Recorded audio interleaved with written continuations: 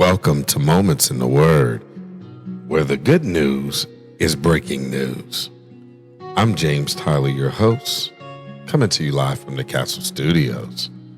This afternoon, we'll be reading from Psalm 149. Praise ye the Lord, sing unto the Lord a new song, and his praise in the congregation of the saints. Let Israel rejoice in him that made him. Let the children of Zion be joyful in their King. Let them praise his name in the dance. Let them sing praises unto him with the timbrel and harp. For the Lord taketh pleasure in his people. He will beautify the meek with salvation. Let the saints be joyful in glory. Let them sing aloud upon their beds.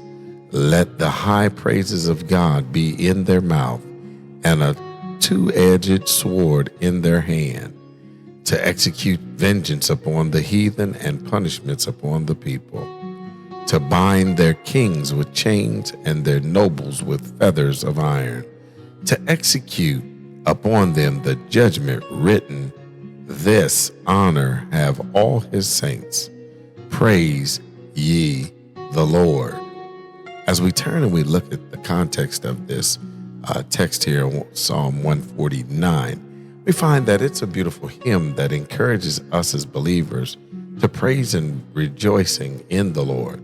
So how can we apply that to our lives today? And it certainly is applicable. As we look at it, we need to consider how we can offer God a new song today. Maybe it's through prayer, writing, or even singing. Express your thankfulness in a way that resonates with your heart. As we look even further into that, we find that the psalm emphasizes praising God together as a community. It's not an individual endeavor. It's a collective effort of a celebration. As we look at that, we see that today, participate in corporate worship, attend services, join small groups, and engage in fellowship with other like-minded believers on one accord. There's something powerful about praising God alongside other fellow believers. We also want to encourage the believer to rejoice in our Maker and be joyful with our King Jesus. Recognize God's sovereignty and his loving rule over you and your life and my life. And also cultivate joy by focusing on God's character. Meditate on his goodness, his wisdom and grace. Let our heart overflow with joy because of who he is. Don't be afraid to express your love to God creatively. Sing, dance, play an instrument, or simply lift your hands in praise. Let your worship be authentic and heartfelt. Approach God with humility. Recognize your need for his grace and salvation.